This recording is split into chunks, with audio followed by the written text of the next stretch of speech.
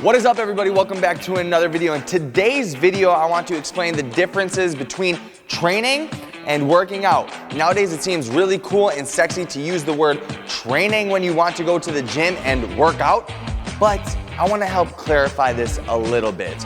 Most of you guys probably aren't actually training, you're working out, and that's okay, but let's figure out the differences. All right, you guys, so while I actually explain the differences between training and working out, I'm going to overlay a training vlog of my girlfriend's training because right now she is getting ready for the Monster Games, which is in Joplin, Missouri, July 15th, 16th, and 17th. So this is a perfect opportunity for me to show you guys the differences between training and working out. So the biggest difference between training and working out, in my opinion, is that training actually is associated with an end goal or a deadline. Working out just isn't that. Working out is generally for overall health. People are just going to the gym, doing bicep curls, stuff like that, or maybe running on a treadmill, whatever it is.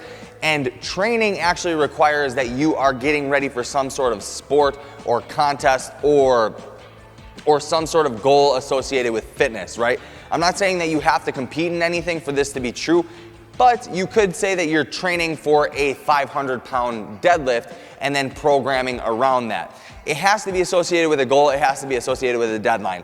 Dudes who play basketball professionally aren't just going to be like, yeah, I'm working out today. No, they have a program that's designed for a deadline. They're getting ready for a season. Powerlifters are getting ready for a meet. They are training for a meet.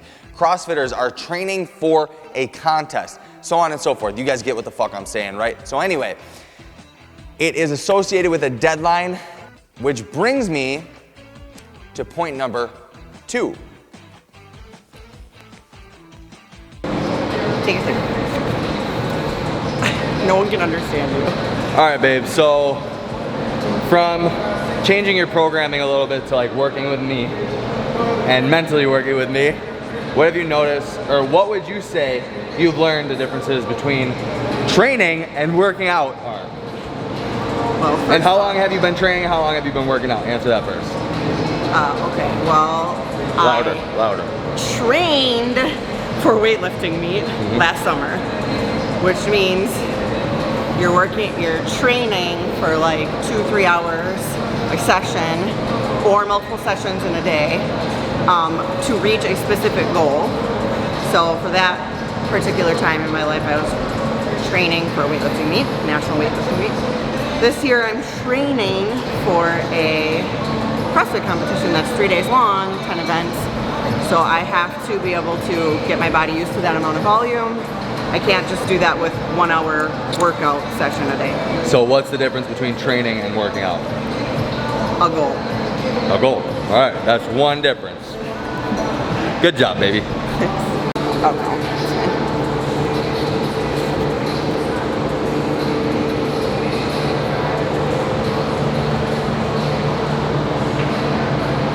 Split jerks, right? Yeah. All right, point number 2. This is like actually the biggest point that I really want to harp on, is that training actually requires intentionality of programming. It requires proper programming and progressions, things of that nature. When you're just trying to work out, as long as you work out with intensity, you're gonna find some sort of results. That's just true across the board, no matter what the fuck these science people wanna tell you. If you're working out hard in the gym, day by day, there's no actual purpose-driven program that you're following. If you're working out hard, you will find some sort of results. With training, that's not true, because there's different things that come into play. There is training volume that you accumulate, there's nutrition, there's recovery, there's specificity of movement. There's so many things that come into play. Everything needs to be intentional. So for example, CrossFit, that's what my girlfriend's doing, that's what this channel is about mainly, right? When it comes to CrossFit, you have a broad spectrum of things that you need to work on. It's gymnastics, it's aerobic capacity, it's powerlifting, it's weightlifting. There's strongman work in there. It literally covers everything. So being intentional is the most important thing when you're trying to follow a program, or rather when you're doing program design and trying to be intentional with the program. For example, here's a big example. This is a little example to show you a big picture. Last week, my girlfriend did 55 chest to bar. This week, she will be doing 60 chest to bar. The reason behind that is because we're trying to build up her volume and make sure that she has the capacity to do large sets of chest to bar in case that is in the contest. Let me let you in on a little secret. It's gonna be in the fucking contest. Every CrossFit competition has those. So besides that, she's doing more work glycolytically on an Echo bike than she was last week.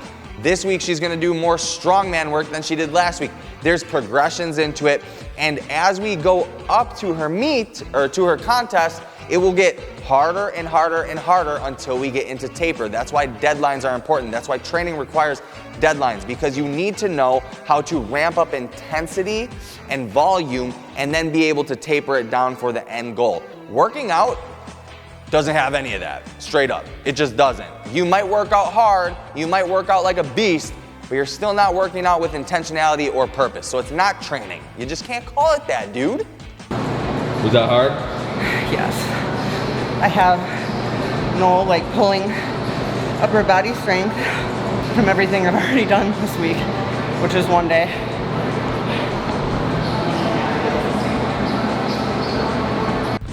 All right, guys, it's been like an hour to an hour and a half since Heather's last training session, which was basically strength-based, and then we touched on some things that might be weaknesses of hers that we know are going to be in the contest, and we put them into METCONs because that's generally how CrossFit goes, right? So now we went to a local high school for a cross-country track because they posted that there is going to be a long-form run, trail run with a weighted vest, so now we're gonna try to simulate that. It's also 95 fucking degrees outside, and it's hotter than shit. It's 100 degrees, whatever. It's hot as fuck. It's like, this is what Joplin is like in mid-July, so we're simulating that right now. And also we're trying to keep this like zone 2, so this might actually look like a run walk for her so we can build up that aerobic base. That's something that she does need to work on. And yeah, let's get into it. Here's her training session, y'all. All right, I touched on this point super briefly in the last portion of this video, but recovery is going to be point number 3. When you're working out, recovery isn't like really that important. You don't have to take intentional recovery days if you don't feel like shit. You don't have to plan out recovery days. You don't have to do foam rolling. You don't have to stretch, all these different things, right? You don't have to act like an athlete when you're not really an athlete. But if you are training for something, it's important to actually take planned recovery days, plan tapers, plan deloads, because you need to give your central nervous system a break. You need to give your connective tissue a break. You need to give your actual muscles a break, your nervous system. Everything needs a fucking break. But when you're working out, I guess I would argue if you're working out really hard all the time, you might want to plan having breaks, but it's not planned. You can just take them as you need it. But when you're training, you do this on purpose because you want to go through sensitization periods or resensitization periods, and you want to ramp up intensity and volume, like I said in the last clip. So it's really important that you're intentional with your recovery. Also things like ice baths, compression, foam rolling, stretching, because you need to make sure that you're prepared to hit the sessions that you need to hit for the rest of the week. That's why recovery is an intentional thing that you need to put in your program when you are training. When you're just working out, hey, fuck it. If you don't want to rest one day and you want to go for a run, active recovery, or you want to go bike or whatever, that's totally fine. But sometimes in training, you need to fully take days off. All right, so now we are on the track, or actually the turf of the football field of this high school. For her cool down, we're just doing a 10-minute walk for the cool down. I want her to get acclimated to the heat, because when you're on turf in the heat, it's a total game changer. Can you feel the temperature change? Yes. Feels hotter? Way hotter. But I also can't tell if it's because I'm not in the shade, because that whole trail was in the shade. So like the trail run with the wind wasn't bad. Okay. But like with the sun, no clouds in the sky, out here is hot. Hotter than heck. But I did a lot better on that than I thought. You did really good. Especially with how hot it is. I didn't think that, I thought I would die, but my legs hurt for the first, like, after you told me I had 12 minutes left, so probably the first 8 minutes, I guess. Yeah. I was like, oh my God, my legs. But then I just ignored it and it was fine. All right, good. And it got better. That's what you need to do, you're a freaking athlete. All right, y'all, so we are at a local high school. Again, we are on the turf because they are for sure going to be on turf for Heather's contest, Monster Games. So we're gonna do a little simulation. We don't know if this is actually gonna be like a workout, but we're gonna do something that is gonna be hard as fuck while on turf. So basically, her workout is going to be 5 clean and jerks at 85 pounds, 10 yards of front rack lunge, and then 15 bar facing burpees until she gets to the 50-yard mark, and then she's gonna rest a 1-to-1 ratio, and she's gonna do 2 rounds of that total. So What? let's see her suffer. What? You didn't tell me it was 2 rounds total. I actually did tell you that yesterday. No, you didn't. Yes, I did. I said you will rest as long as you did it.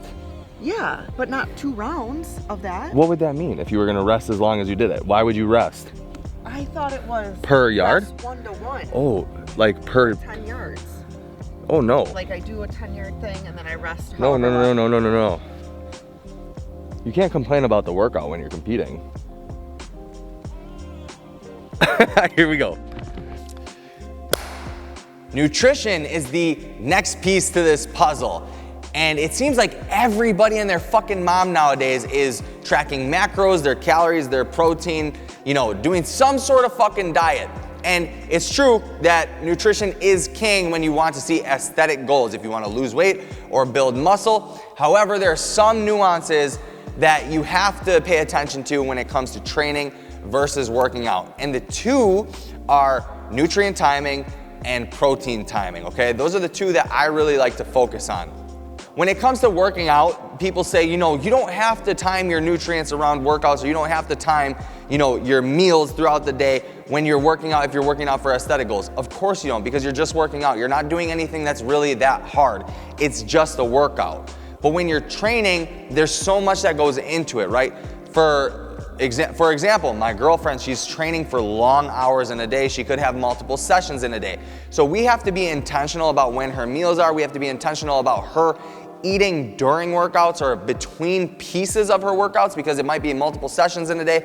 So if she gets like a 10-minute break between sessions, she's gonna scarf down some quick sugars or whatever to replenish some glycogen, get some energy back in her, get some calories, so that she has, you know, enough energy to get through her next workout.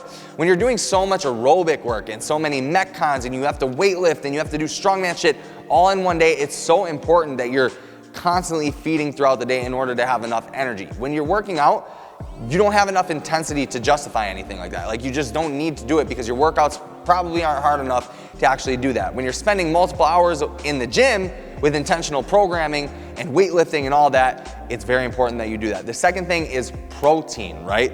Protein, people say you don't need to get your protein shake in right after the gym, or you don't have to eat a meal right after the gym because, you know, protein, muscle protein synthesis, breakdown, whatever, the catabolic state or whatever. That's true for the person who's just looking for aesthetic goals. Overall protein throughout the day, or for 24 hours, 48 hours, 72 hours, whatever it is going to be the most important thing. But when it comes to actually having a performance goal, you want to speed up the recovery process as much as possible, as soon as possible. And even if you only get 1% advantage off of that, you still want to do it. So it's very important that we make sure that we get meals in as soon as we can. And that doesn't mean that we have to do it, you know, within 20 minutes. That could mean an hour to an hour and a half. But as soon as we can get a meal in with protein, we want to get it in so that we can help aid in that recovery process. How was it? It was really hard. Yeah? The weight and the lunges were fine, which I was surprised about. Yeah? And the clean and jerks were fine, but I'm good at clean and jerks. Like, going straight into lunges was fine. You did really well. That was the burpees. The burpees on the turf, and just 15 of them is very mentally challenging. You did a very, very good job. I could not move on the burpees. All right, the fifth and final point to this whole video, the fifth piece of this puzzle, is something that not a lot of people really think about often, but I want to drive this home. Maintaining motivation to actually train, and training while there's no motivation. When you're working out, it doesn't require that you're motivated to go to the gym. Like, if you don't want to go to the gym, you don't have to go to the gym. There's no deadline, there's nothing holding you by the neck saying you gotta go fucking work out.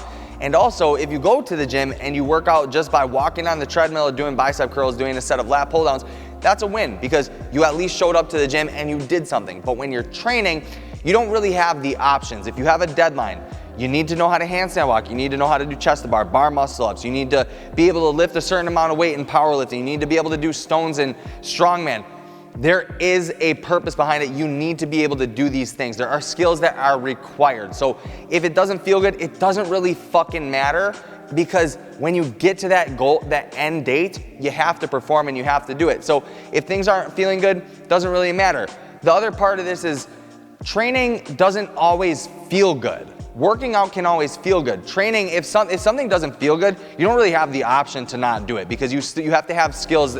There are skills that are required for the contest. When you're working out, if a lat pull down this way doesn't feel good, you can do it in a neutral grip and it doesn't matter because at least you're doing something.